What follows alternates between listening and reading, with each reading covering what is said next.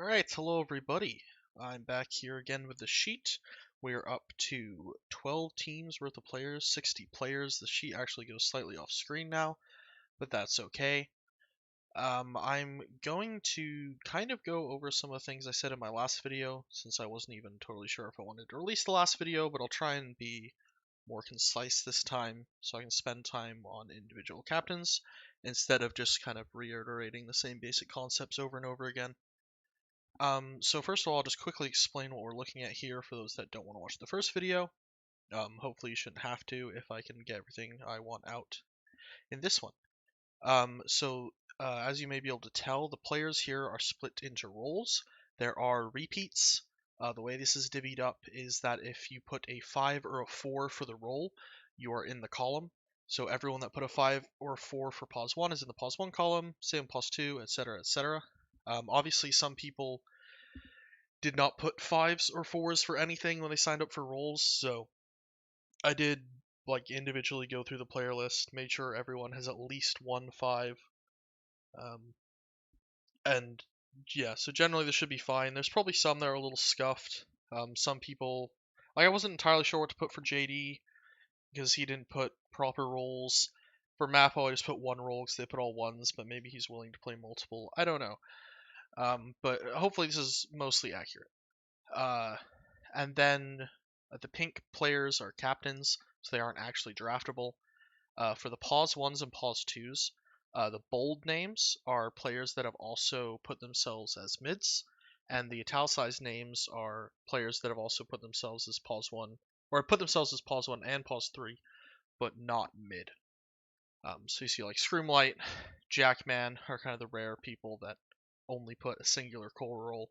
Most people put multiple core roles if they put any. So yeah. So I figured I'd start off by talking a little bit about the auction draft and the style of auction draft that's going to be used for this. It's a style that's being used for RD12 Mini for I don't know, like a dozen plus seasons now, I think. I think at least 10 seasons of RD12 Mini. Um, I think, as far as I'm aware, only a couple of the captains here have maybe drafted RD12 Mini. I think more than a couple have played in it, but I think only one or two have drafted in it, if any, actually. So let's quickly go over how this is going to work. What's going to happen is all the captains are going to be in a call. Well, presumably in a call. I guess you technically don't have to be. And they're going to take turns nominating a player. So the first captain will start a bid on a player. Captains will then bid on that player until, the final bid is decided. No one wants to go higher. Then that bid will end. The captain that bid the highest will get the player, pay the money, and then you'll move on to the next captain. And usually it's just cyclical. You'll just go through the list. You won't snake or anything. There's not really. Maybe some people do snake. I don't think there's a lot of point to snaking. But that's just how it works. And this creates a few interesting dynamics. First of all, you're forced to bid. So once every how many captains do we have again? 12. Once every 12 picks, you do have to bid because you have to nominate someone. So you can't just completely sit out, and you probably don't want to completely sit out. I don't think that's a very good strategy, but that is one part of it. Secondly, it means that some players are going to be nominated when everyone has lots of money and all their slots available for their team. And some people are going to be nominated when some captains are out of money, some captains have slots used up, maybe don't want certain positions. And so what pretty much always happens, because I've been in a few of these RD12 mini drafts, is that usually, unless shit gets weird, as the draft goes on, players will get less and less money spent on them. Just because the relative money pool is lower. So even though two players may be equal, if one gets nominated very early, they'll usually go for a lot, assuming they're a good player. But if a good player kind of gets nominated late for whatever reason, people just chose not to bring them up, that player may go for a lot less, and that's kind of worth thinking about. The first rounds tend to be a little more brutal. It's somewhat inevitable that at least one player in the first round or two will get a lot more paid for them than they probably needed to, because people tend to bid up. And then I should also mention for general strategies, it is good to bid up. When you go into this, you really want to have an idea of how much you're willing to spend for players, and keep bidding people up until you reach around that amount. And then if people keep bidding up and you're like, you don't think this player is worth that much, you can tap out. Um, and that's what you should be doing every round. Obviously, be careful of bidding on people that you can't actually take. Like if you have a pause one only player, it's kind of stupid to then try and bid up another pause one only player. In my opinion, anyway, there is maybe a thought of, oh, this player should be going for more, I'm going to try and bid them up. But it's always very awkward if you end up getting stuck with that player for some reason. No one else counters your bid. But in the early rounds, at least, you just fucking bid up everyone, unless you absolutely don't want them on your team. Bid up anyone to the amount that you think they're worth. Also, I guess finally, if you keep losing those bids, like if you're bidding up to, let's say, 300, 400 fluffers, and these players are going all the way up to 500 to 700 fluffers, and you're not getting anyone, be prepared to adjust. If you look at the pool and you're seeing all the players you want to pick get bought out, maybe consider reevaluating how much these players are worth and just paying more if needed. You don't want to be getting to like the end of the second round without any players and looking at the pool and being, I have all this money, but there's nothing worth spending on it anymore. Nothing worth spending it on. So that's my general auction opinions, tips. Some, I guess, are a little factual. Just bust through that. So secondly, when we're dealing with an auction draft, we have to look at what's actually in the pool. This is true of any draft, but I think auction draft especially. I went over the pool in my last video quite a lot, but I do want to go over it here again, even if you watched the last video, because the pool has changed. When I was dealing with it last time, we had 55 players for an imaginary 11 teams. It was only going to be 10 or 12, but we did 55 for 11. And the big change that's happened with the newer signups is that we have a lot more mids. Because previously, with 11 teams, we only had 12 mid signups. Now we have 12 teams and 17 mids. Only 12 of these mids are 5-star mids, people that put 5s for their mid. Some of these are guesses. JD, I had to put a 5 for him because, as I said, the fucking moron didn't put his rolls properly. Yumi, I YOLO'd a 4 because Yumi also didn't put his rolls properly. I think he had like 3 and 2 for pause 1 and pause 2, so I just adjusted that to 5 and 4. But generally speaking, I think it's more mids than before. I guess that's the primary thing here. There's actually enough mid players that everyone should get a mid, and there's less of a drop off now too, because we have Weeb Slayer and potentially Eno to play mid, so we no longer have this drop from Snowstorm to Zach Roy.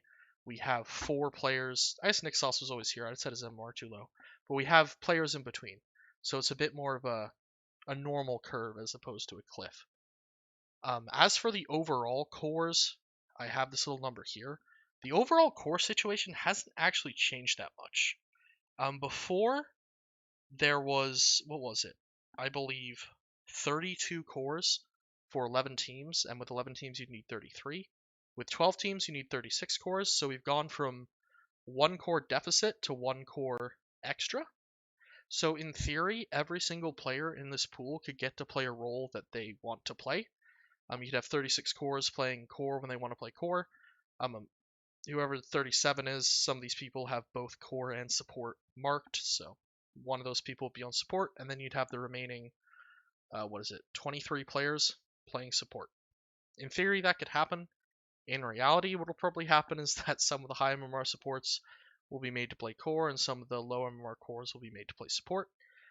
It kind of sucks, but at the same time, if you want to be competitive, it kind of makes sense to some degree, especially in an auction draft, because like realistically, no one wants to spend like 700 on a support and 100 on a core. Supports just aren't as impactful, and I guess in this pool there's also a lot of them. So the carry pool could dry up, but the support pool is rather large. Even anyone in the support pool that wants to play, most people in the support pool, I guess I should say probably everyone above 2000 MMR who wants to play core in the support pool is going to end up playing core. And some that don't want to play core. And then anyone remaining will just get to play support. So I don't think they're going to be very contested. So the focus is going to be on the core pool. Partially because they're more impactful, but also just because with this pool, cores are more scarce. I think, as I mentioned last time as well, that mid will be the most contested role. It's usually the most contested role because in mixed MMR leagues, when there's a large MMR gap, the 1v1 scenario becomes more tricky, especially when it's like 1k to 4k. It's one thing to have like, if you have like a 4k mid versus a 6k mid, the 4k is going to lose, but at least there's like some minimum level of performance they can have. So if you had like a 6k mid and a 4k pause 1 versus a 4k mid and a 6k pause 1, it wouldn't be so bad. But when we have 1ks and 3ks, that like minimum skill level I think is a little different. So generally speaking, in lower MMR and mixed MMR leagues, mid is always over focused, and in this pool, as you can see, mid is the least popular role that people want to play. So if you want to get a mid that actually knows how to and wants to play their role, you're going to have to be willing to fight people for it. And with that in mind, once the mids are taken, we're going to see these bold names that are players that have put both mid and other core roles start to disappear, and the pause 1 and pause 3 pools will begin to dry up. So I'm expecting a lot of early mid nominations, unless people try and be sneaky and let mids go through. Probably won't happen. I don't really think it should happen. I don't think it makes any sense. It'll just make the draft really weird if people are like trying to nominate non-mids and save their money for mid at the same time. But who knows, it could happen. I think if that does end up happening, what's going to result is that the player that isn't a mid that gets put up nominated very early, especially if they're not a very high MMR player, will probably go for very cheap, cheaper than they should, and that captain's going to have a nice draft. But yeah, moving on. So mids I think are going to go very early. Then we're probably going to see pause 1s and pause 3s begin to get taken as those pools dry up. I'm assuming pause 1 will be focused over pause 3. In my opinion, pause 1's like the most important role in Dota right now, or most impactful. It really feels like this patch and even the patch before it are big pause 1 patches. They have a lot of impact. They don't seem to lose lane as much as they used to. So I'm expecting, and there's a lot of high MMR pause 1s as well, to be noted. Like if we're looking at the color here, it's green all the way down to 14. We aren't seeing that on the pause 3 pool. So a lot of good pause 1s that I think are going to get picked up. And then finally, I think we'll begin to see people take pause 3s and supports, potentially have some supports playing pause 3 if needed. If captains feel like there isn't any pause 3s they want, they might just draft a support. I think there's also a lot of crossover where I think there's quite a few supports who put, like I'm seeing Mr. Fishay, Snowstorm. Well, Snowstorm's going to be picked for a mid. Jackman. A lot of people that put both support and 3. So those players are probably all going to end up on 3. So yeah, that's the pool. I guess I'll briefly talk about supports. Supports, as I said, I think are going to go last. I think they aren't going to have a lot of money spent on them. Probably shouldn't have a lot of money spent on them. Players that happened to have money left over from cores, either because they got lucky with value picks, or they just chose to go for weaker cores that didn't cost as much, are probably going to get that they will get the higher MMR supports unless they choose just not to bid, which would be strange. And then everyone else is going to be spending like $0 to $100 on the lower MMR supports. So there is, I guess, one strange thing about this auction draft is that everyone has one coach slot that they're going to fill up. Oh god, I'm talking kind of fast. I'm going to take a drink real quick. But we have coach slots. These are coaches, they are not players. They aren't playing on your roster. I don't think anyone's confused, but I figured I'd say it just in case. The idea is with Tree kind of wanting to do a bit of a learning league, a place to improve for lower MMR players, that each team would have a coach that would help them along. And to make things interesting, he's having that as part of the draft. I've gone ahead and listed them here by MMR. I've included positions. They may not be accurate. Those are just what they put in their Discord names. I think most of these guys could coach any role for a 2-3K player. I think they have a good enough understanding of the game relative to the player pool to coach anyone. My main piece of advice is don't spend much money on a coach. Make it your last pick. If you happen to have money left over because either other captains fucked up and gave you free picks, or you fucked up and didn't bid early enough, then I guess just use your leftover money to get the coach you want and outbid people, but don't save money for coaches.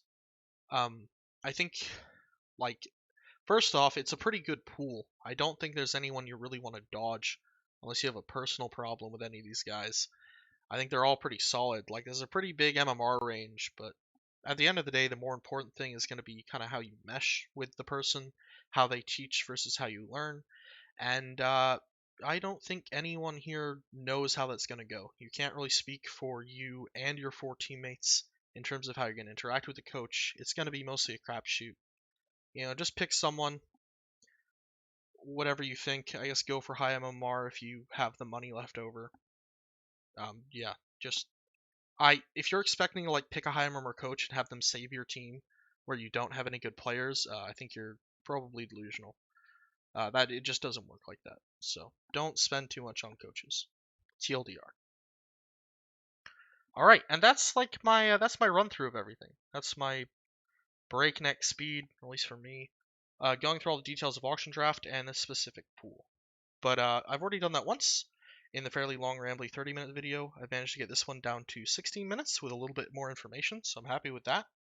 But I figured it would be fun to go through each individual captain, kind of give my ideas based on how much MMR they have, what role they play, and how much money they're being given. What I think they will, what I think they should, and what I think I guess they could do with this draft. How I think it might play out.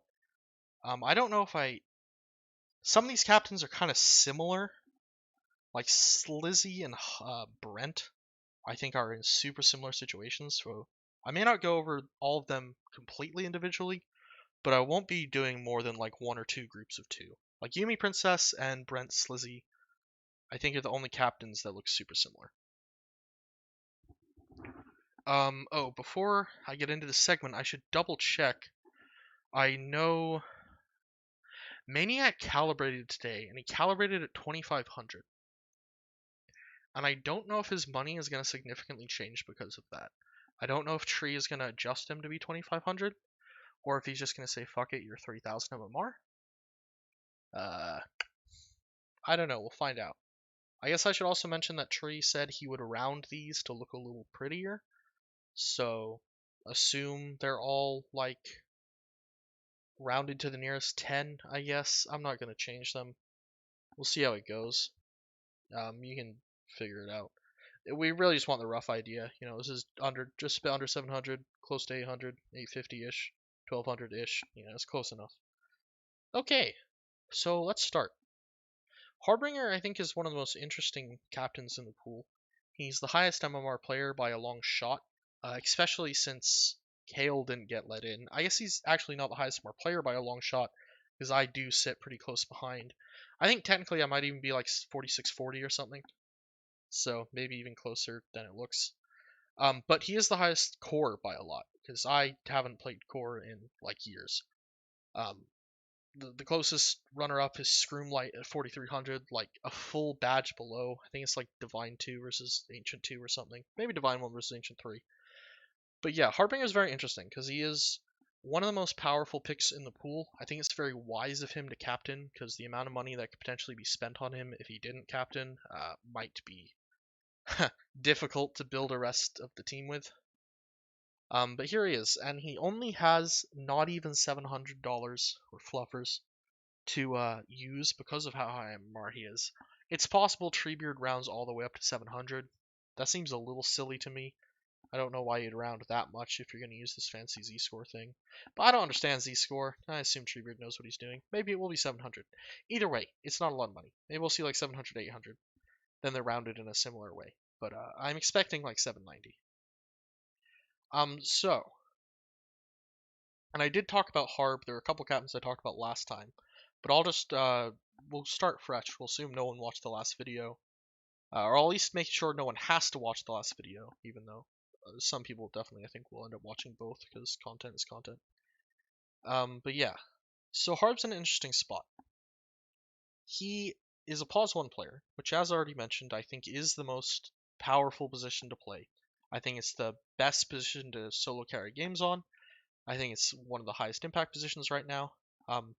I think it would definitely be in his best interest to play pause 1. The question is then, assuming he does that, and I'll just write that down since I'm trying to write some things down to have some written content. I think he should play pause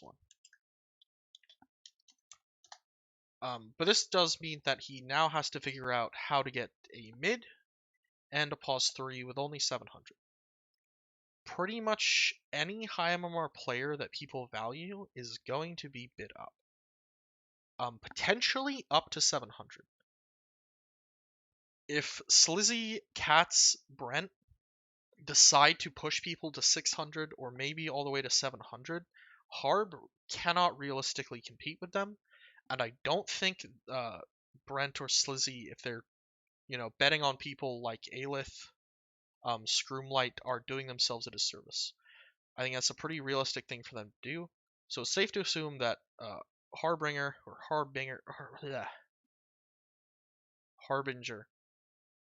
I'm not going to say it right. I fucking hate the word. Is not realistically going to get the people other captains want. Now, this doesn't necessarily mean the highest MMR players. I already mentioned mid is probably going to be hotly contested. Aelith is definitely out of the question. Battle God, Nomad, and JD, I think, are probably out of the question. I think realistically those players should go for quite a lot. I'm pretty sure JD played mid in his last RD12 team. So I put him as a 5 for this. I think this is correct. It could be wrong, I guess. But I think he's up there, but at a bare minimum, Aelith, Battle God, Nomad are out of the question. And this essentially leaves Harbinger with two options. He can either go for one of these lower more mids, like Snowstorm, Weep Slayer, or if he's really desperate, Eno. But at that point, you'd probably just put Eno safe lane and have Harbinger mid. Dude, has Eno changed? There's no way Eno actually plays mid, right? This is just some bullshit where he's like, I play pause 1 and that's the same thing. I gotta look at the Dota book here. I'm sorry, I shit on you a lot, but I just don't believe it. No, you do not play mid. You play a little bit of puck. No way you play mid. Yeah, okay, this man should, I'm gonna let him stick by what he says. He can be on this list, but I'm going to assume that unless really desperate, you're gonna put safe lane. And with that being said, what I actually think Harbinger's game plan should be, if I was in his position, is to not pick a mid. At least don't spend money on a mid. I think honestly that if he just buffs up the safe lanes and he spends a large amount of money on an offlaner, I think he wants Phantom because they're like friends. I think they're friends. They play on a team together. It's hard to tell with TBD. Maybe they actually do hate each other, but I think they're mostly joking. But I think he could get one of these other players. Probably not Nomad or JD if they get picked for mid. But he could maybe get a Bible Man. He could maybe get Lava. I'm a pretty big Jackman fan. That's a bit of a personal thing. There's definitely a pretty big drop off here, especially with these players all going mid. Princess as well being a captain. We essentially have a 500 MMR drop. But I think if he can get either one of these two players by spending like 500, 600, preferably not that much, or maybe he just gets one of these 3Ks. I don't know who Evan is. Maybe they're cool. Snowstorm's gonna go mid. If he can get one of these players for even better if he can get them for 300, 400, I think he just goes for that. I think he just sits out. He should bid up all the mids on the off chance that he actually gets one, as well as to pressure other captains to spend their money. But I think realistically, he's not going to get any of these players, and he goes for an offlane player. This is part one of the plan that I think he should do. If I was in his shoes, this is what I do. Although I didn't mention this video, I mentioned last video of the 4 to 6 drafts I did in Mini. Most of them were not successful teams. So do take any advice given with a grain of salt. Drafting for myself in Mini is usually a disadvantage because I'm a boosted support going against actual 5k cores. But regardless, most of my teams had negative win rates. So just keep that in mind. In case there's anyone that doesn't know me, Harbinger knows me, or doesn't really know me, but probably knows me has heard enough about me to not take my advice overly seriously. But if anyone that doesn't know me takes this as gospel or something, don't do that. All right. So realistically, if he's lucky, he's gonna if he's lucky, he has like 300 to 400, about half of his money left over. If he's unlucky, he may only have 100, 200 of his money left over. And I think at that point, um, this is where he kind of makes a decision. He either tries to bid up pause 4 players that he thinks he can put mid.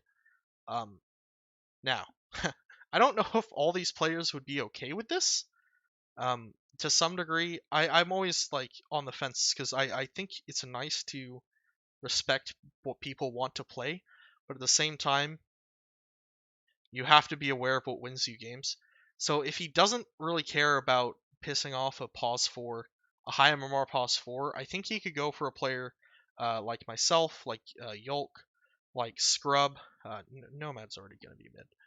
I don't know who the dude is. Maybe the dude, one of these players, if they're like a greedy pause 4 especially, like you look at fucking Scrub Smurf and he's playing like Storm Spirit pause 4 in half these games. Like you put someone like that mid if you can get them cheap, if you can get them for like 200 on the basis they're a support. Despite being high MMR, I don't think there a lot of these players should really go more for 200. Maybe there should be an exception. I mean, I'm super biased towards myself. I don't think I should go for more than 200, but I wouldn't be surprised if people spent more than that.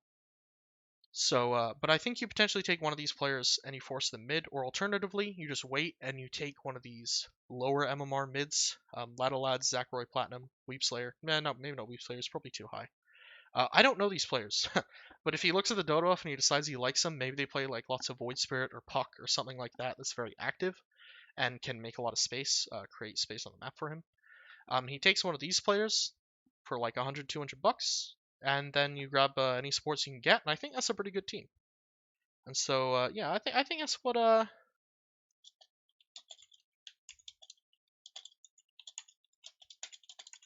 think that's what Harbinger or Harbinger should do. Scrub made fun of me for saying Harbinger in the first video, and I'm getting sensitive about it. I didn't even finish the sentence. I see there's people. It doesn't show on the recording because I cut off the top. But there's people watching the sheet. Very spooky.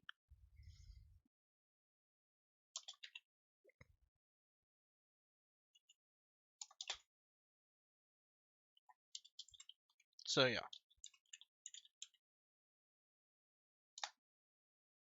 this is what I'd do if I was Harp. I'd booster up my side lanes. I'd maybe even if he's feeling really frisky, he completely says fuck the mid. And he spends money on a support. That's probably a little too much. I think if you end up spending good money on a support and you end up getting a higher MMR support, you just put the mid anyway. But who knows? Maybe if he gets lucky and he gets like 2 high MMR supports, he could double down on the side lanes. Maybe he can do really well for himself. Get a good off lane, get 2 good supports, and get Ladder Lads and put Ladder Lads mid. That may be like ideal, but that's probably wishful thinking. Obviously, everyone's competing. Everyone should be pushing other captains, so no one's getting like a perfect team. But yeah. Okay, guy from the Yop commercial. I didn't talk about him at all last time. He's been around LD Duel for a while. I don't actually know that much about him, other than the fact that he plays with Bible Man and he plays safe lane. And he does play a lot of safe lane, pretty much only safe lane, a little bit of pause 5. And I think that matches what he put for his roles. Yeah, safe lane or pause 5. He does not leave the safe lane regardless of role. He's 1 or 5. No off, no mid. Okay. I need to like get up and get more water. I'm like dying here for some reason. I've hit the half-hour mark, but it's okay because there's a lot of content, right? Okay, guy from the op commercial. I think he's in a bit of a rough position here.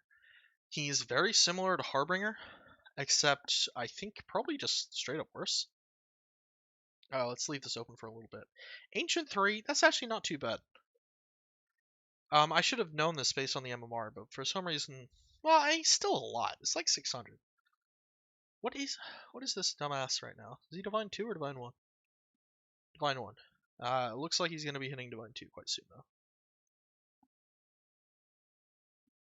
So Yop is in a difficult position because he's almost identical to Harbinger. He's this pause 1, very high Mamar, so he has very little money. He has maybe less than 100 more than Harbinger, depending on how Tree chooses to round these.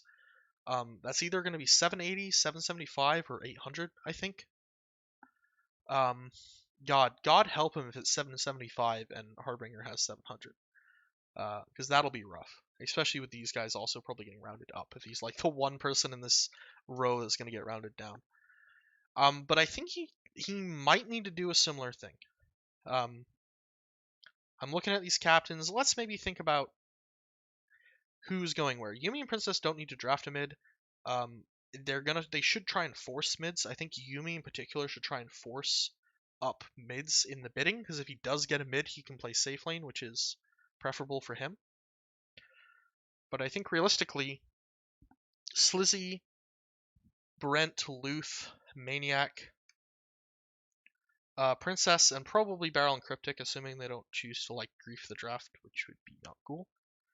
These guys are all going to be going for mid, so that's what? That's 7 people, up to 7 people, who can all outbid Yop, which basically takes out all of these people.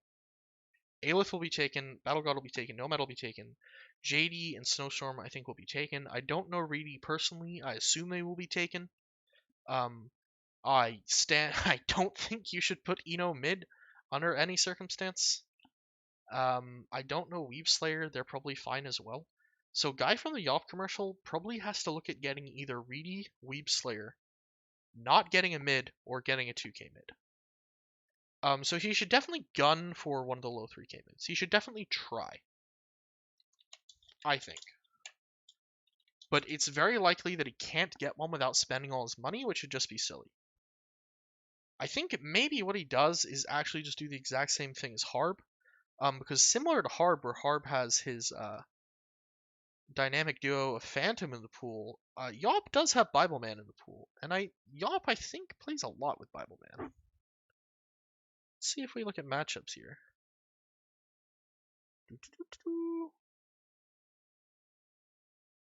Last 3 months, yeah, okay, this guy plays a ton with Bible Man. So I'm gonna make a prediction. Try for low 3k mid.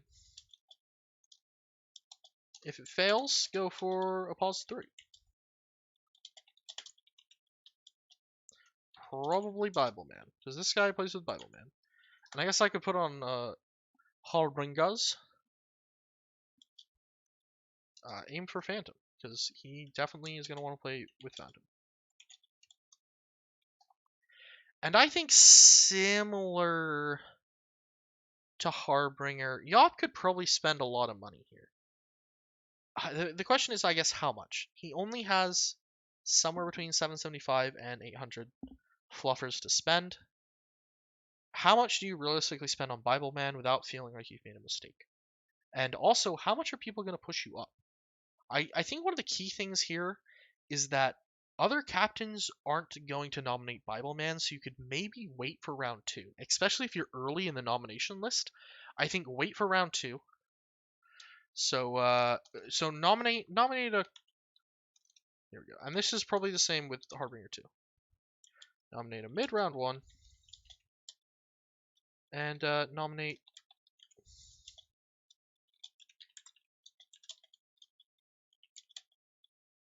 Because after round 1, a lot of these captains, especially these like mid MMR captains, Luth, potentially Nickasauce, Maniac, Cryptic, Barrel, there's a good chance these guys, Yumi Princess as well, have spent money on a mid. Unless everyone tries to game the system and tries to not put mids up,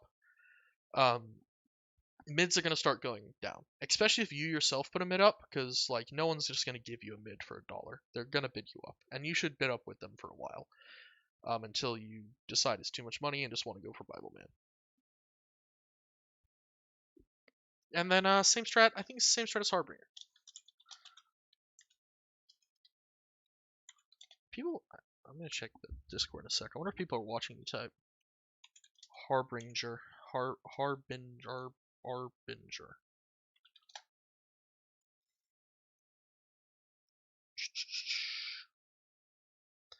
Alright, so I think that's how that goes. Now Yumi is going to be a little bit of a change in the pace. Um, I'm going to differentiate him from Princess because Princess wants to play mid. I know Princess can play pause 1, but at least this time they've put themselves as a mid or an offlane. Great strategy. Setting all my money on the coach and then getting the last 4 players available. I'm sure your coach will love you. But we'll start with Yumi. Now Yumi's an interesting position because Yumi can play mid, and I'll open his Dota buff just to show you guys. Since Yumi's someone that I've been around him forever, so I have a much better idea of what he plays, how he plays, than some of the other players, other captains. He used to be a mid laner, and at some point he realized that he was a greedy ass mid laner, so he switched to pause 1, which current meta is really good. Greedy mids are kind of out of style. They'll probably work in this league. The meta only goes so deep, especially if you're like the best player on a mixed MMR team. But I think he does want to play pause 1. I think his hero pool right now is pretty pause 1 centric. He's not playing a lot of Dota 2. So unless this improves or he's been playing on a Smurf and I didn't know, he's not gonna have a lot of games to slip back into mid. So I think it's really good if possible, if he can play pause 1. So similar to Yawp, we're gonna say try for a 3k mid. This is gonna be the start. But what's going to be different is that if all else fails, Yumi can play mid, which gives him a little more flexibility in who else he picks. He also has more money, 850, so we could maybe see him drop 600 to 700 on a mid, still have a nice 150 to 250 left over to get a half decent offlaner, maybe pause 4 instead if he's really feeling like it, to round things out. So who could he go for? Because once again, I think Aelith, Battle God, Nomad, JD, assuming these are the players that people focus, Snowstorm honestly could go for more than at least one of those players if people recognize him as a good player. I don't know him super well, but I know he has a great reputation, and he definitely seems to play pretty well. You got to remember, with Auction Draft, MMR is not the be-all. Unlike drafts that use MMR as a balancing factor, at the end of the day, with Auction Draft, it's purely based on people's opinion of players. And if people like Snowstorm, we could see him go up for a lot. But we could see a Weeb Slayer pickup. Shall we look at Weeb Slayer's Dota buff? Is this a player we should be advising people to go for? I don't know them. PMA Beast, Death to All Weebs. Well, he could kill Yumi, and I'd be a pretty big fan of that. Ooh, that's a lot of mid. Oh, that's a lot of Dota. It is a bit of a mix. That's not necessarily a bad thing. Versatility. He has played most of these heroes fairly recently, so he's staying up to date on his most played. That's a 404 on the Greg mid score. That's not very good. A great man once said, if your most played hero is Invoker and your win rate is below 50%, you probably shouldn't play mid. I don't necessarily think that's a correct statement, but it certainly looks bad. And I'll always think of it when I see this. Let's have a little look. What's he doing? What's our friend doing here? Fair amount of safe lane. Oh, mid nature's prophet. All right, this guy's a baller. So I think this is the kind of player that Yumi should be aiming for here. Try for a 3k mid. Greedy Snowstorm.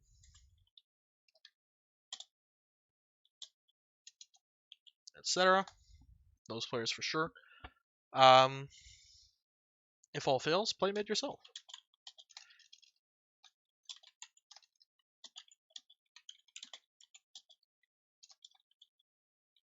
Maybe he wants to even pick Eno and he can flex it. I think that would result in Yumi playing mid every game, but you never know. Okay. So I think that should be the start of Yumi. He should go for a mid. He should go for a Reedy or a Snowstorm. And then, so if Yumi ends up playing mid, let's say he just gets bid out on all these people, he decides he doesn't want to spend that much. In my situation, I'd immediately go for, I think, a pause 1. Well, actually, this is a little hard, because Yumi's fairly greedy. So maybe you don't go for a pause 1, or if you do, you go for someone you know is janky and is going to play high tempo pause 1 instead of farming. Or you go for an offlane. Maybe you just pick 2 offlaners. That's always kind of a meme strat that's been floating around that I think's always had some legitimacy to it. Hey, if you just want to farm as the mid laner, just pick 2 offlaners. What are they gonna do about it? It's kind of dumb, but to some degree it works. Especially if you have kind of a flex player like Lava. Honestly, probably a great choice. He plays pawn one. He's an offlane main, but he plays pause one, and his pause one pool is very space makey. I don't think he plays a lot of farmers. Razor is one of his favorite heroes, for example. So yeah, I'd say go for Lava. Go for a safe laner like Lava.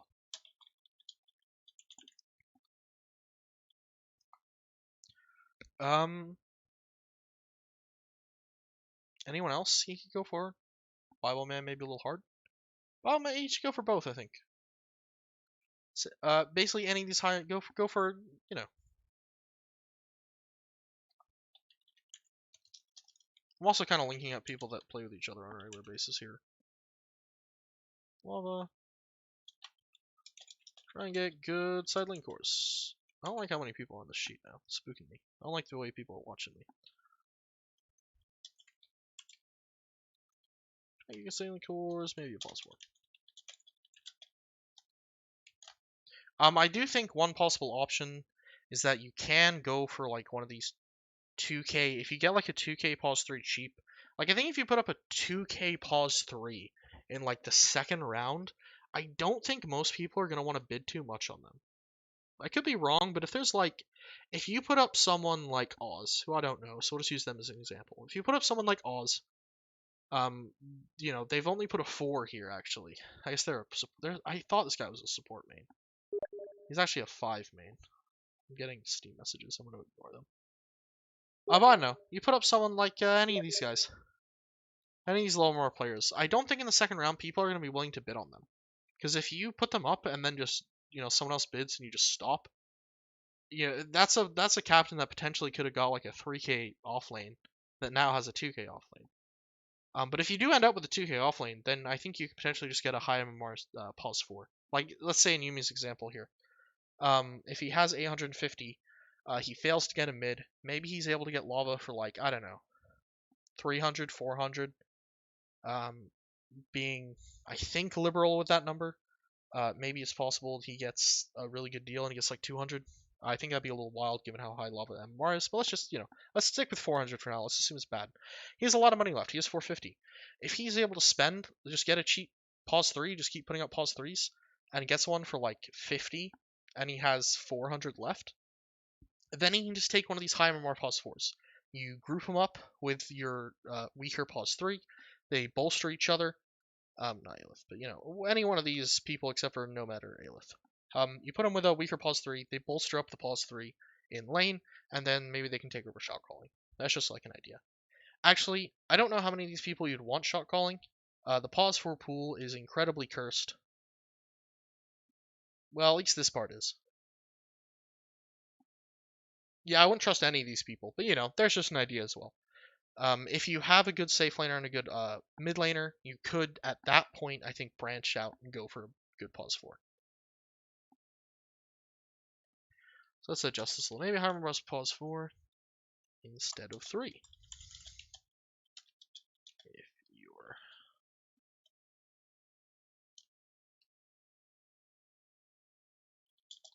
I think maybe especially if you have to pay too much on the one.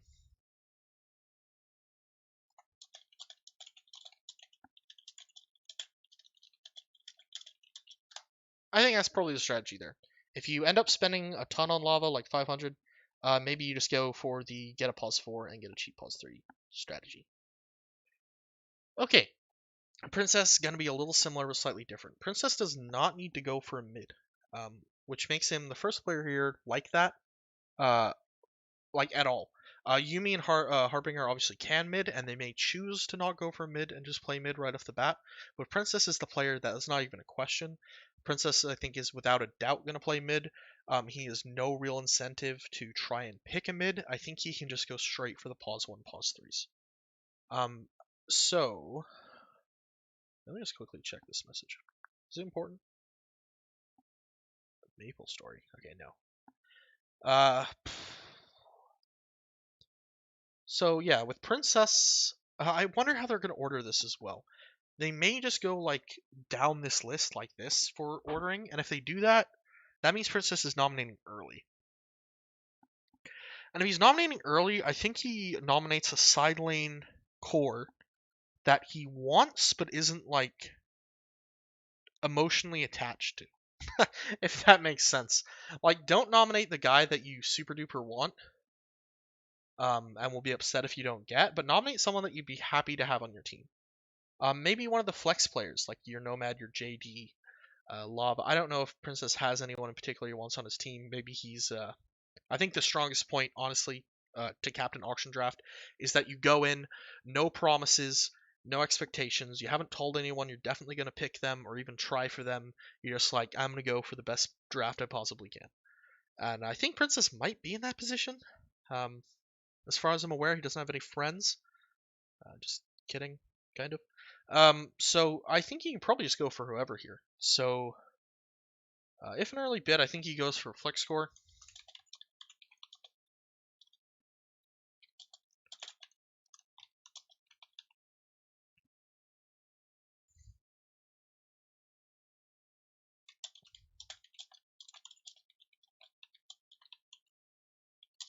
I think that's what you do. I think you put up the Flex Score so you can get them cheap. Here, one of two things will happen. Either the other captains will start spending lots of money on them and force them up. But don't do the. I don't think he does like a Phantom. Definitely not like a Scroomlight. Those are players he might want to all in on. I think he does one of the lower ones, like Nomad or Bible Man, or Lava, maybe even. Who else is double? Maybe like Evan. Who's Evan? I don't know this guy. Oh, it's Evolution Pyro. Hell yeah. Low or how would we say these? I want to say like best, worst of the best. 3K ish. Like Pyro.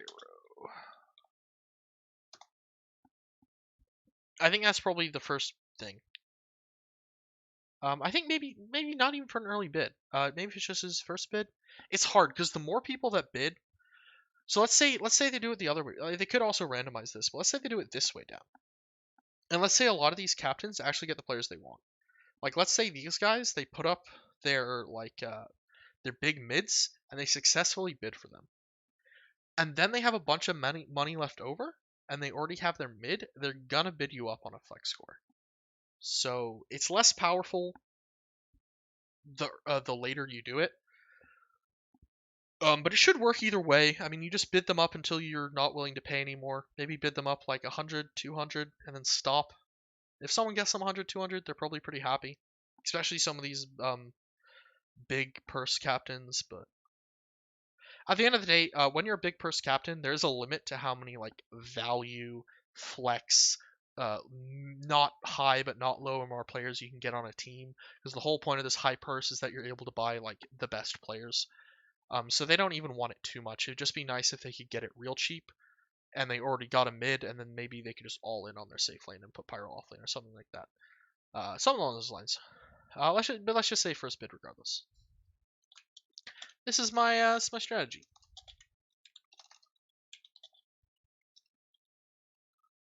Them cheap.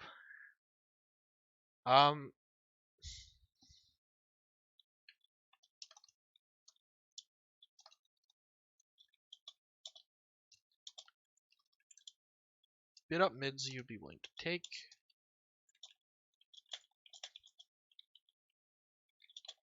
So any mid he'd be willing to take, either with him going to a different role or just a mid that plays multiple roles like Nomad JD. Maybe even Aelith. I think no, Aelith don't see mid only.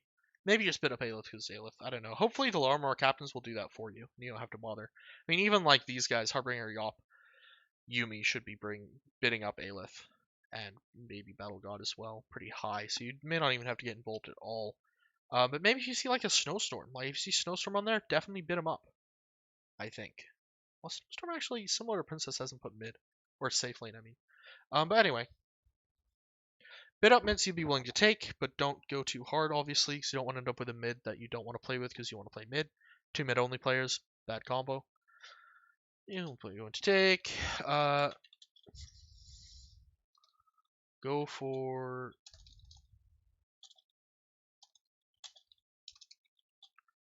top tier side laners when they get nominated. Don't.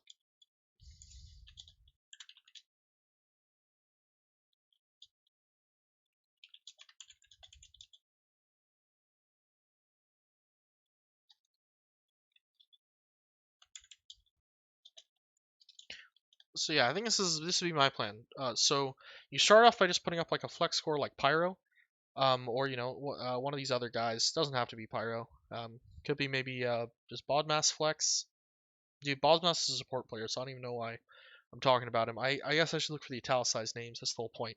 But you can put up an Evan, or you can put up like a Bibleman or a Lava, and then if those players, you either get them cheap and you can spend the remainder of your budget on the other lane, or you don't get them and sell a B. Once people have spent enough money or started filling up the slots, maybe then you put up like a Scroomlight or a Phantom, and you see if you can get those. I think that'd be my play. As usual, you follow it up with other players. You really want a good pause one. I'll keep emphasizing pause one's important, I think, right now. Even in a league like this, you want a good pause one. But worst case scenario, maybe he does take like an Eno or whoever this wee guy is, put them pause one. If we get to that point in the draft, maybe Eno will go early for a lot. I know a lot of people know him. I don't know if that's good or bad. He's a real polarizing character, but I think this is what I'd do as Princess. I think it's pretty simple.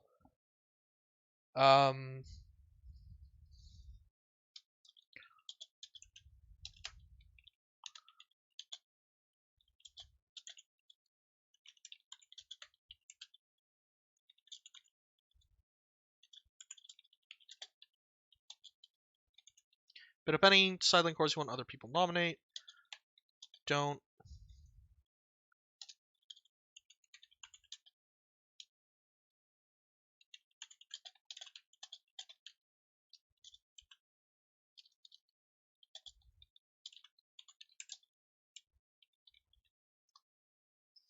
Yeah, bid up any side lane you want. Don't be afraid to spend as the pool starts shrinking. Worst case scenario is that you don't spend money on a mid, you wait too long on a side lane core, and you look at the pool, and the only thing that's left is high MMR support players and low MMR side lane cores. That's the worst case scenario, but that's kind of the truth. That's kind of true for any captain. If you aren't bidding early, either the nominations are going really weird or you are fucking up. Maybe if everyone's like nominating low players, they're trying to all be like stealthy. I don't think that ever really works, but maybe if they do that, then it's the right call to not bid too much early. But otherwise, most people are going to nominate higher more players to force the bidding to move. I think that's in their best interest, and you should be bidding because that is in your best interest too. Okay, now we get on to Barrel. Barrel and Cryptic are an interesting scenario here. I think these are the worst draft slots to have of all the captains. Oh god, those first four I spent like 20 something minutes on. Oh well. Barrel and Cryptic I think are in a rough spot. They are both pause 5 mains, not even pause 4. They don't have a ton of money. They aren't like 700 low, but they're less than 1,000. And they need to get a suitable tricore with only 900 to 950 fluffers, which is rather difficult. Cryptic's in a slightly better spot. He is 950. I think he's also a little more prepared to play pause 4.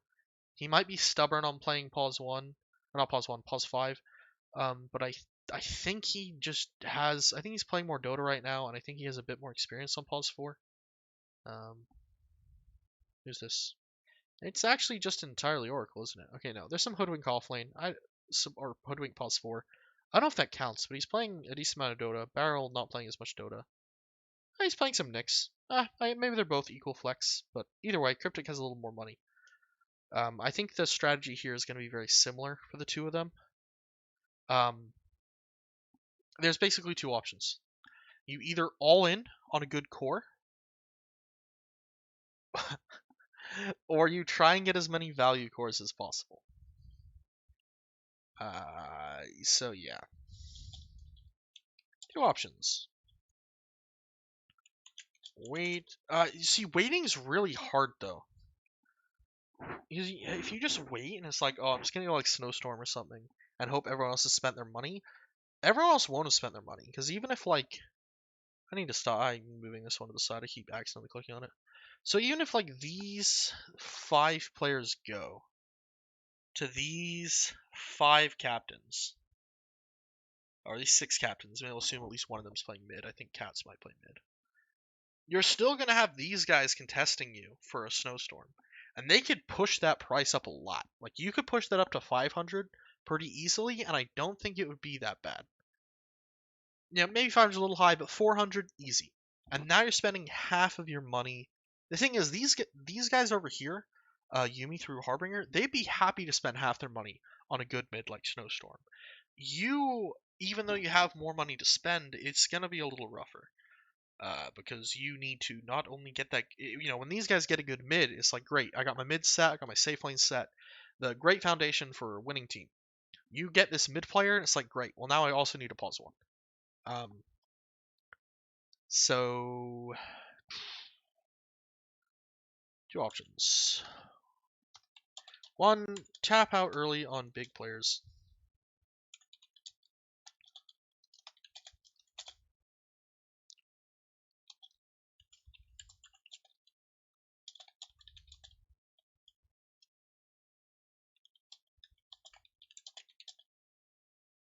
How much money are we thinking? 400.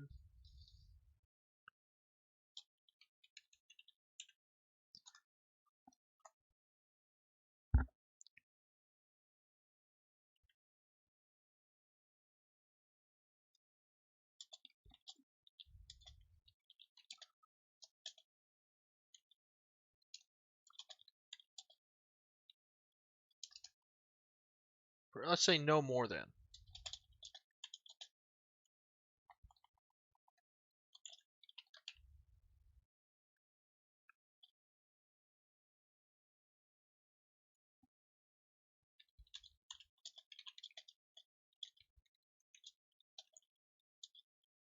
So I think one is that you do this. You try and get these like.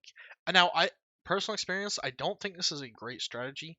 I think the progression of cost is usually not linear. You're usually going to see any player worth anything is very high cost, and then all of a sudden it falls off a cliff. So getting like mid-level players for mid-level money is not super reliable. But I think maybe with the spread of money where some of these players are forced not to go too high, it could happen. So once again, if we see like maybe we see like Reedy, Weeb Slayer, Pyro, Bod Mass, Eno, maybe a Fishay, Mommy Jesus, whoever they are. If we see these players maybe start to go up later, and people that have spent a ton of money on one of the high players, they throw up like 100 or so and then tap out because they don't have any money left. Um, maybe in that situation you can get multiple of these players, but you're also going to be contesting with these low MMR captains that have a ton of money, and even after buying a good player, will still have a ton of money to use. So it's going to be difficult. It's really, really bad to be a support this high MMR in this pool. If you're going to be a support in this pool, you want to be like 1k. So I shout out for them for trying, keeping the league fun. We'll see how they do. I don't want to be too doom and gloom, but I've been in this position many times. It's not good. So let's see. This is number 1. 2.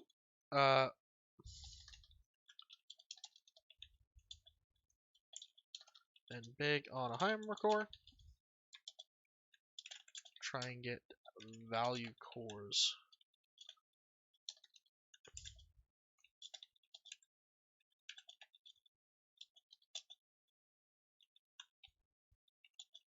So the other option is that you spend a lot of money on a good core.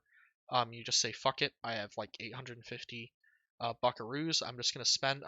why do I keep clicking like this? I'm just going to spend like 700 on someone like Scroomlight or Aelith or Phantom. I'm just going to go all out. And then for your other 2 core slots, you just need to fill it in with the best you can get. You maybe try and get one of the higher MMR supports and put them on core.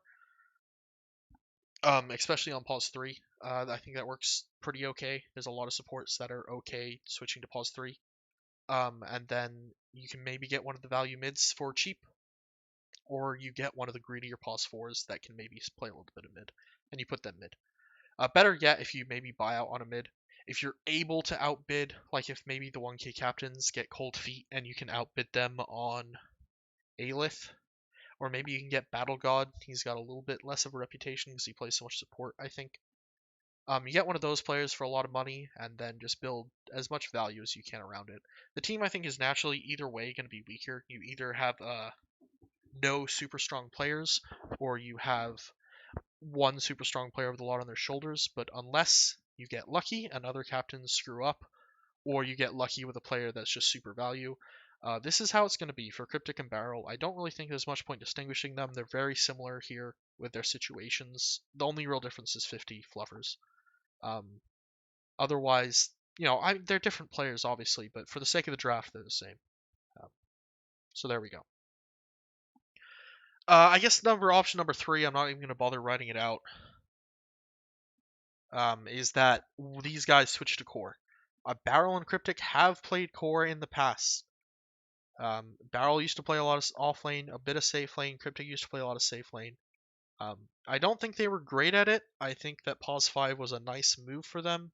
I definitely flamed the shit out of Barrel the first season he played Pause 3 because he kind of played way below metal. And I've definitely flamed Cryptic because he's lost like 1,000 MMR. But at the end of the day, it might be the best option, especially if you can get that big MMR core so there's not too much weight on your own back. But I won't bother writing that one out because I don't think they want to. And if I was in their shoes, I would want to play Pause 5 as well, even if it meant the team was weaker. Um, you generally want to play the role you like playing, so I won't mention that one. I did want to, maybe I'll say very potentially. Say good, oh, fuck. There we go. Potentially get 3 if things go well. Let's change for both. There we go. Maniac. His money is going to vary. He could have a lot more than this. He could actually be between Luth and Nicasos, which would mean he'd have like 100 more fluffers. Oh wow, is he in a similar situation here? He's kind of been playing a lot of 4 recently. Yeah, a lot of 4. He's also not actually playing Dota. Has he installed it again yet? Has he installed again? Oh, he played recently, so he must have reinstalled it. Oh man, my cup's almost empty. How long is this video now? Let's not focus on that. Historically, he played a fair amount of mid, but it was almost entirely Storm Spirit. A lot of heroes on here he hasn't touched in a long time. Realistically, he's going to play Pause 4.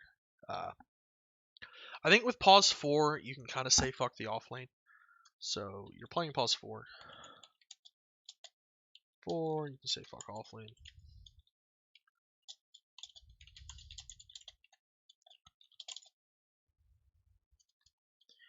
And let's say focus spending on a mid and a safe laner.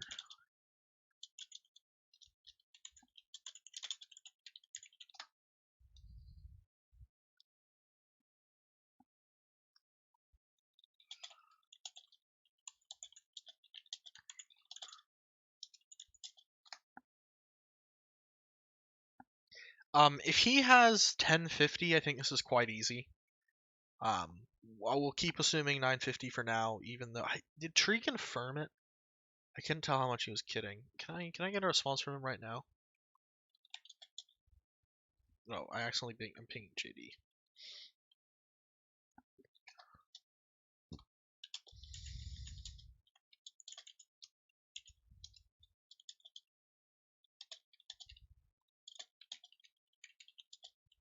Let's see if Tree will respond before I finish talking about this. I'll skip Maniac for now and come back in case he responds.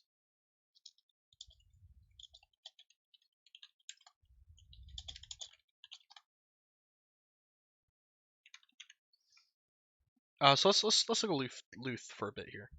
Oh, he's actually typing right now. What's he gonna say? Okay, he's gonna have 2.5. Okay. This changes things. This changes things. So he's actually gonna be like, did I copy and paste or did I have a filter? Okay, it's just copy and paste. This is actually gonna be, you know what? Let's do it this way. 2,500. Oh, this kind of works. I just can't edit after. Okay, perfect. Just gonna change that a little. It's gonna be like 1050. Wonderful. Let me say thank you to Tree. Okay, so he's actually gonna have like 1050-ish. Maybe a little less. Yeah, no, this is super good for Maniac. Well, not super good. I won't say he's in the best position, but he's in a pretty good position. It's definitely better than 950. 100 is a large jump. For such a small mark change too. I guess this is how Z factor works though, right? It's like a bell curve or something. I think that's how it works. Anyway. So yeah, definitely contest. I'd say contest hard on the higher bar players.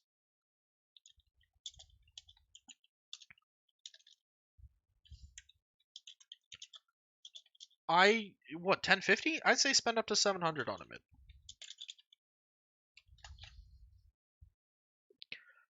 I think this is a pretty simple strategy here. Maniac is going to be playing pause 4. He is going to completely fuck over his pause 3, so there's no point picking a good one.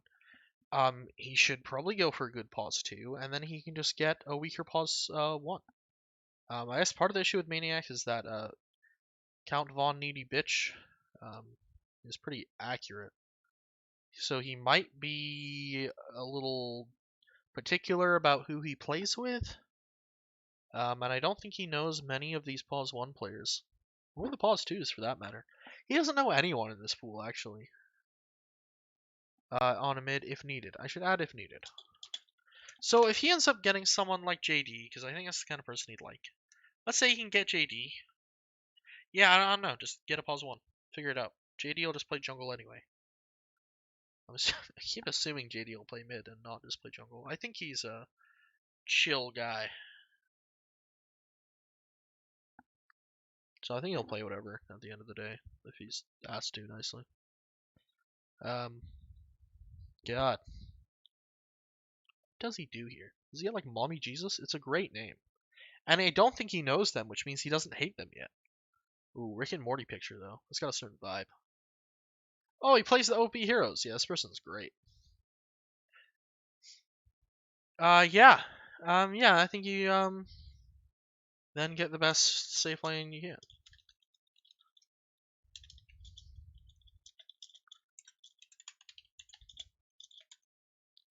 Easy. If someone nominates a safe lane early, maybe bid him. Safe lane early. Maybe bid up to. How much would he have left? 300.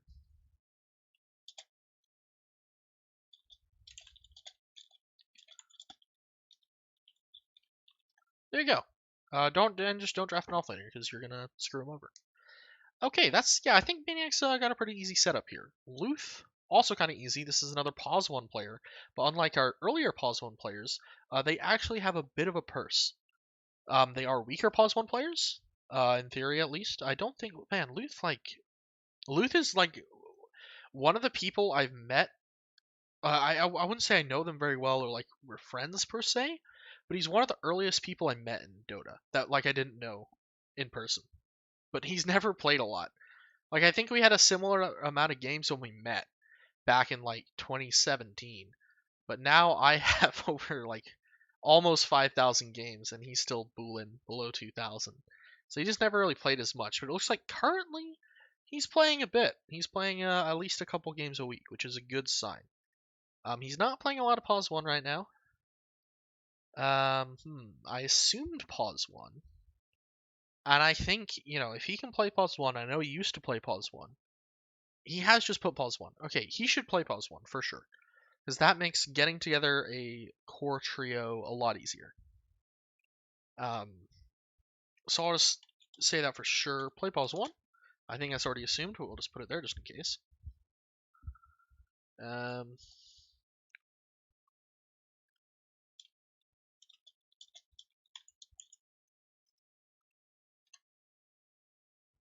And then go for a mid. Who does he go for? He should definitely go for Aelith, but he probably won't get him. I think Slizzy or Ha is going to get Aelith. Is that even true? What if Luth spends like 800 on Aelith? Is that foolish? Probably. I think probably only Brent and Slizzy should be spending 800 on Aelith, because their teams won't be totally fucked if they do. So who's the highest he goes for? Does he just do the Maniac, spend up to 700 on a mid? Probably, right? I think it's probably going to be a combination of Maniac and the Yumi strategy, where I think he tries to spend a lot on a mid, and then he goes for either a pause 3 if he can get his hands on one, or just a good pause 4. I don't think Luth is bringing any baggage with him. I don't think he has any friends in the pool he's going to want to try and be with. I think he is another open book. I don't think he's going to dodge too many people either. Like, I don't think Maniac is actively trying to pick anyone, but I'm sure he's trying to dodge a hell of a lot of people. Most notably, people like myself and Scrub. Maybe not myself. But we play the same role, so he should probably dodge me just based on that, unless he gets me cheap. But yeah, play pause 1. Bid up a mid, up to 700 if needed. I think it's the same thing there.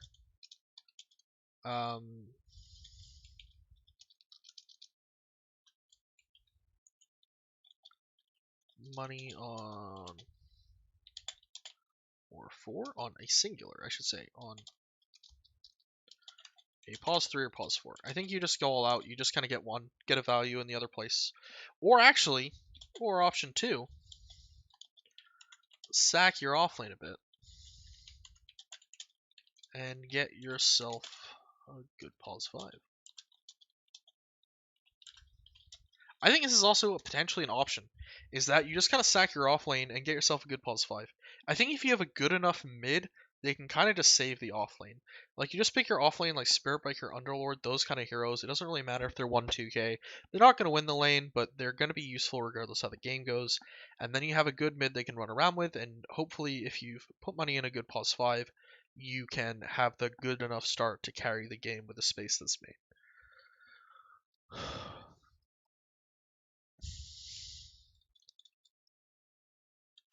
Solid option if you got a good mid. Strong mid laner. I think that's actually second option for Luth there. I wouldn't like that as much for Yumi, I think.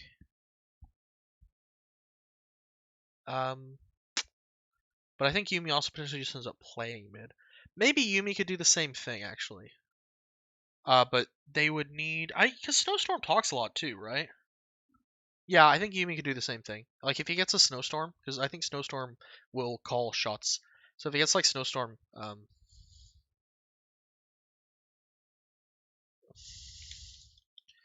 you get Snowstorm... Maybe sack off lane and get a good pulse one.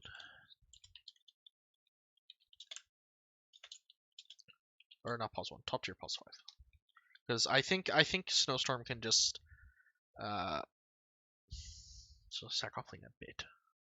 You know, I originally said don't spend money on supports too much, but I think there are times when it's fine. And these specific situations are gonna be a couple options here. Because not everyone can get a good off lane. And if you're the pause 1 and you're trying to carry the team and you've managed to get a good pause 2, I think that's a situation where you say, fuck spending money on a 2k pause 3, I can just get like a 3k, maybe even 4k pause 5 to win my lane for me, and that's all I need to win games. So that's an option. Harbinger and Yop, I think, don't have enough money for that because they won't get a good enough mid to pull it off. Okay. Nickasauce.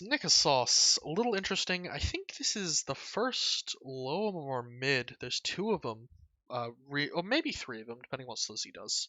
But Nick is someone that definitely can and probably should play mid, which opens up his draft a lot. Because this allows him to go for players like Scroomlight and Phantom. Who I think, this is partially personal thoughts. I don't know these players super well. Ooh, pardon me. I'm under the impression that Phantom is quite a bit better than Lava and Bible Man, and Scroomlight, I think, has some MMR to prove that. I could be wrong. Obviously, captains are always going to want to work off of their opinions of players. assuming they have them. Ideally, you know the pool in an auction draft. If you don't, you're kind of screwed. But that's the fun of doing a single sign up auction draft.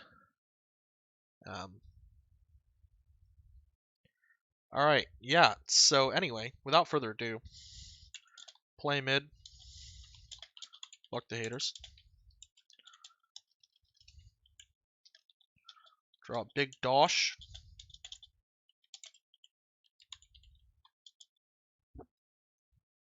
On pause one in particular.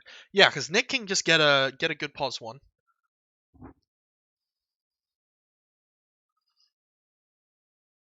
Oh no, what you calling?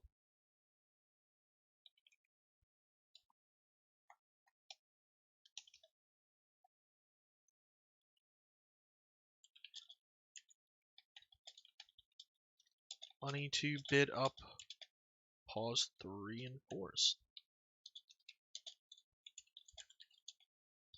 And on a pause 5 if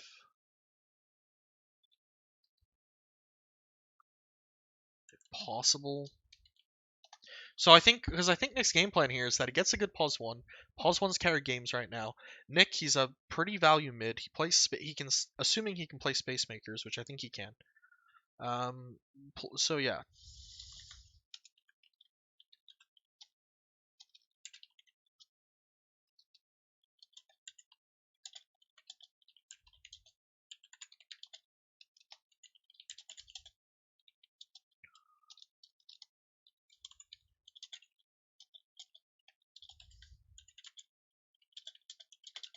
So I think the goal in game is that you have a pause one that you play around. You play kind of 4 protect 1-ish. Nick runs around with the best 3, 4, 5s he can get for his money after spending a lot on the pause one. He does need to spend on a pause one. This is not an option for him, I should mention. He doesn't have an option like some of these higher MMR players. They can kind of just not buy a high MMR player. Like they don't need a second one. But once you get this low, you do need one. Getting a bunch of 3Ks, probably not ideal. Unless, like, literally your entire team is 3Ks. Like, if you manage to get in every single roll a 3K, maybe that's fine. Maybe you look at your team and you have, like, I don't know, Apon Zeus, Jackman, no, they're Apon Zeus, Bodmass, Evolution Pyro, yourself mid, and I don't know, you know, something like that. Like maybe if you do something like that, it's fine. Even then, I think it's gonna be weaker than some other teams. Potentially, uh, that could be fine. That MR average would be high. But realistically, I think your best shot is to just go spend a lot of money on a pause one. And if you need to spend like 800, I don't think that's a problem. Ideally, you spend less than that so that you can get a good pause 3 and a good pause 4. But if needed, maybe you just have to spend a lot of it. I don't think that many people will bid you up on a Scroomlight and Phantom. Like, I don't think both of them will get bid up. And JD, if he maybe people bid him up because he's gonna be a mid actually, but I think hopefully you get Scroomlight or Phantom while you're like 600, and then you have 400 to splurge on your pause 3 and 4s of choice. He's probably gonna go for Evan because he's like his friend. Um,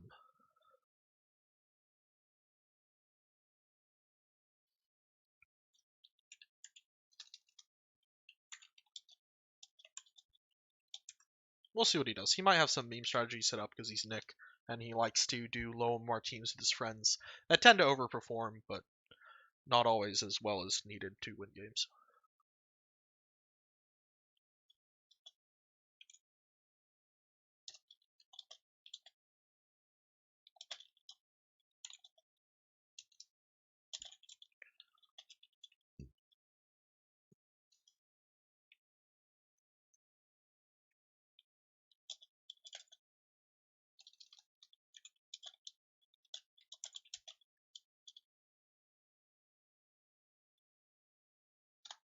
I think that's the game plan. Let's move on. I've been told it's midnight, and I said I'd have content ready around midnight. Yeah, anyway. What the fuck? Claire's videos remind me when I did class presentation that had to be a certain length, but I get done with all my material and still need to cover another 5 minutes? That's fair, but fuck you anyway. It's just because I have a bad time organizing things, not because I'm trying to fill time, I swear. Alright, Brent. Brent is a pause 1. Not ideal to have a little more pause 1, but hey, whatever. You run it. If that's what you want to play, that's what you should play. And I think generally speaking, if you can just slot yourself into a core role and focus on other core roles, that's going to be ideal. So we're going to say play pause 1. Don't worry that you're low on MMR. Fuck the haters.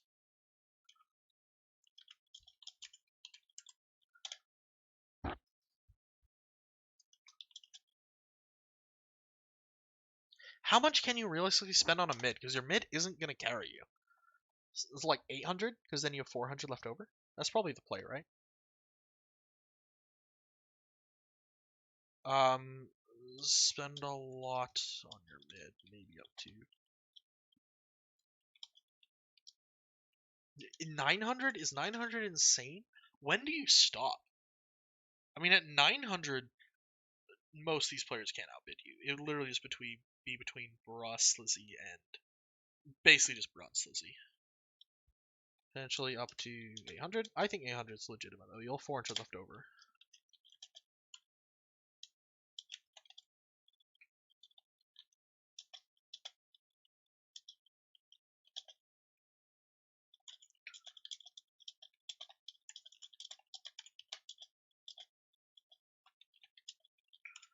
Alright, and I'm just gonna have absolutely zero confidence in his laning ability. I think he plays pause 1, spend a bunch on your mid. These are gonna be pretty simple, these last ones, so we're speeding up here, I think. It's not that I like these players less, I just think their game plans are simpler. Play pause 1, doesn't matter your low MMR. Spend a lot on your mid. Um, who does he really want? What's his name? Why do I keep clicking the wrong thing? Ideally, Aelith. Aelith?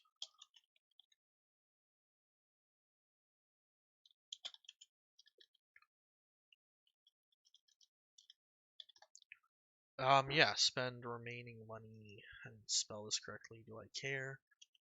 Me. There we go.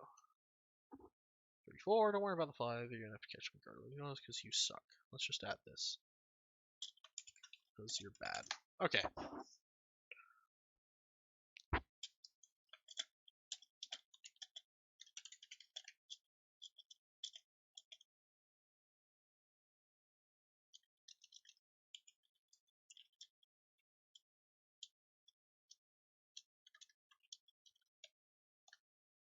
Beg people to make space for you after lane so you have space to farm jungle, not people to win your lane, because I don't think realistically you're gonna win shit. Slizzy. Slizzy. I think this is basically the same thing. Let's take a quick look at the Dota buff. He put a 5 or a 4 for every single role. Realistically, looking like pause 1, maybe some mid. Oh, the Clinks is apparently mostly all mid. The Spectre, Lifesteal, Troll Warlord. This is a lot of pause 1 though. They said Coppless, Scroomlight. Oh, that's pretty chill. I wonder how much does he play with Scroomlight? Is it possible he's going to try and pick Scroomlight and play mid? I'm looking at this hero pool though, and it looks greedy. Wind Ranger is the only hero that isn't greedy, and he has a 30% win rate on her. Matchups. Who does he play with? Player teammates? All time? Scroomlight? Ooh, not actually even on here. Okay, so he doesn't play much with Scroomlight. That's a recent thing. Okay, I want to say play off lane. Oh, this is me. I want to say play off lane, but he's clearly a greedy player. So maybe we just say literally the exact same as Brent. Or maybe we say play support. What does Brent actually play? Maybe I'll do bold. Okay, no, Brent can definitely play pause 1. These are fine. Holy shit, that's a bad win rate. This is meant to be the easiest hero. What the fuck? Whatever. He's probably fine. I know Brent can click buttons as well. He's also, let's reopen that. He's playing a lot of Dota, and he has more games played. Slizzy, I'm a little more worried because it's a bit more patchy, a little less played overall, lower win rate overall too, even though there's like the same MMR. I think it's gonna be about the same. He has more choice though, because he says he wants to play anything. What is his player statement? Wait, what's Captain's? Oh, right, that's right, I slaughtered it. Slizzy. I suck and want to be not. Yeah, something about his mom. Um, hmm.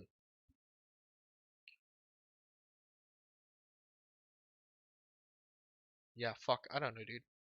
I think maybe do the same as PJ.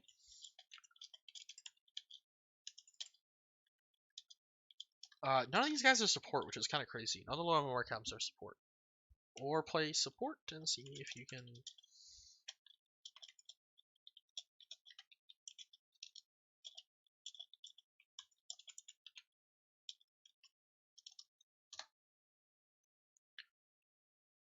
Yeah.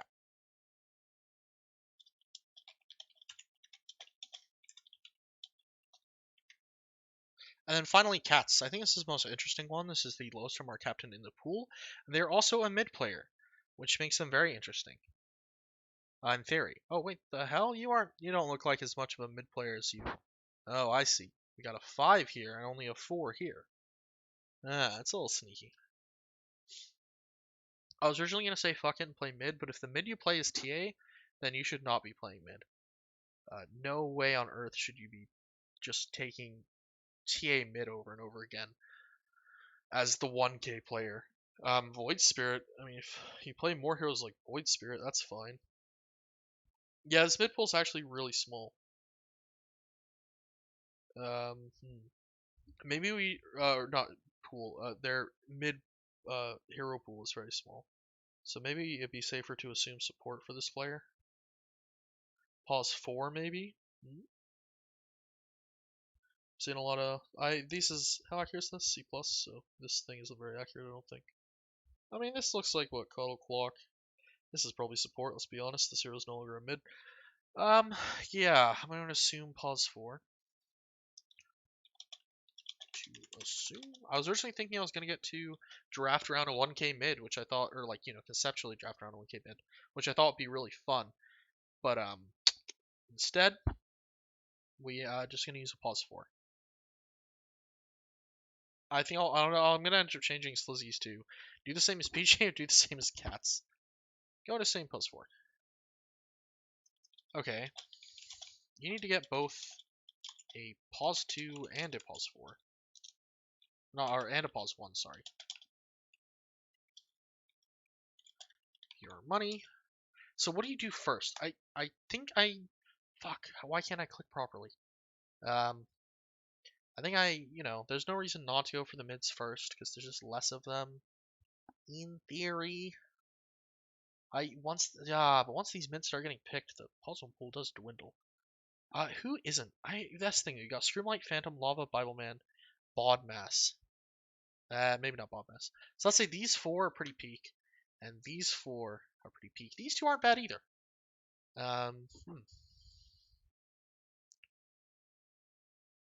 So I think the play is that you bid up to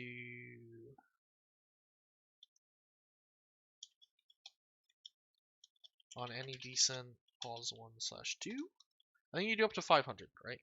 Because what does 500 leave you with? 750? Bid up to 500 I think is fair. So bid up to 500 on any decent pause 1/2. If you get one, fantastic.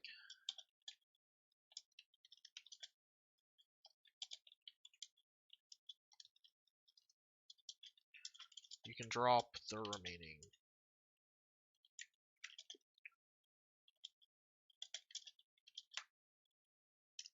Roll.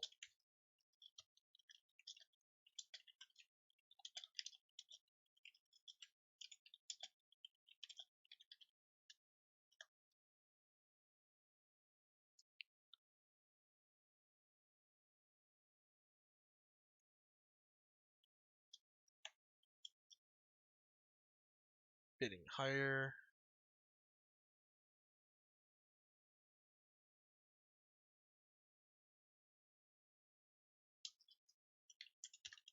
Yeah, I think it's maybe not be like the greatest draft position, but I think it's workable. So I think ideally you can get a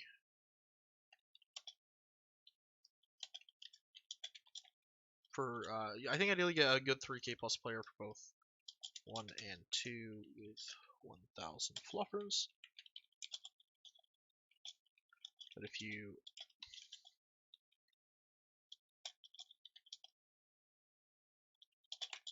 So be it. Yeah.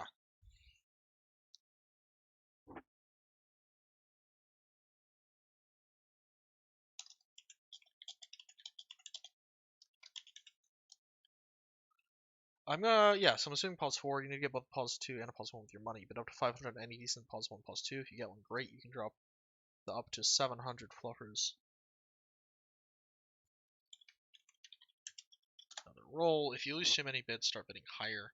Ideally, you can get a good 3k plus player for both 1 and 2 with no more than 1,000 fluffers, or with 1,000 fluffers.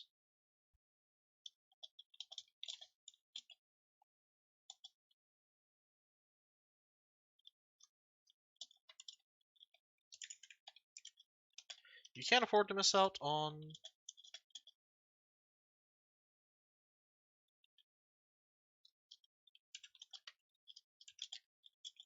with this much starting money, in my opinion. Okay, I think that concludes everyone.